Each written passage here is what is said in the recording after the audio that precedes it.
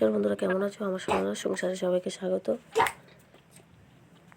এই হচ্ছে আমি তোমাদের কাছে আজকে একটা রেসিপি নিয়ে এসেছি। এঁচোড়ের তরকারি, আলু, এঁচোড়, ছোলা দিয়ে ডালনা যেটাকে বলে। প্রথমে তো জল দিয়ে এঁচোড়টাকে ভাবিয়ে নিয়েছি, হলুদ নুন দিয়ে ভাবিয়ে নিয়েছি। এর মধ্যে এবারে তেল দিয়ে দেবো। তেলটা দিয়ে এঁচোড় আর আলুটাকে ভেজে নেব। একটু ভেজে নিয়ে তারপরে নামিয়ে নেব। নামিয়ে নিয়েছি। এবারে কড়াটাকে ধুয়ে এর মধ্যে দারচিনি, জিরে, শুকনো লঙ্কা দিয়ে দেবো। দিয়ে পেঁয়াজ দিয়ে এর মধ্যে আদা রসুন, গুঁড়ো লঙ্কা, হলুদ গুঁড়ো দিয়ে জল ঢেলে একটু নেড়ে চেড়ে নেবো।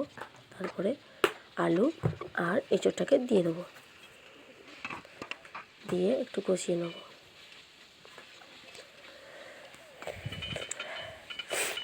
কষিয়ে নিয়ে আছি।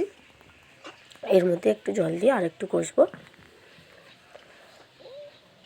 কষে কালারটা মোটামুটি ভালোই আসবে। জল দিলে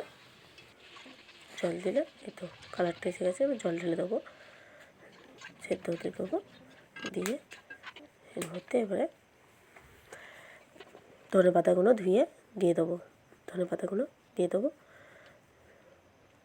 দিয়ে এর মধ্যে নুনটা দিয়ে ঢাকা দিয়ে দেবো।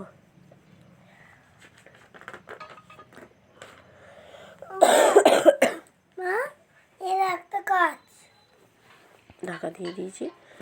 এই হচ্ছে আমার ফাইনাল রান্না। কেমন হয়েছে তোমরা বলো, আর আমার চ্যানেলটাকে সাবস্ক্রাইব করে দিও।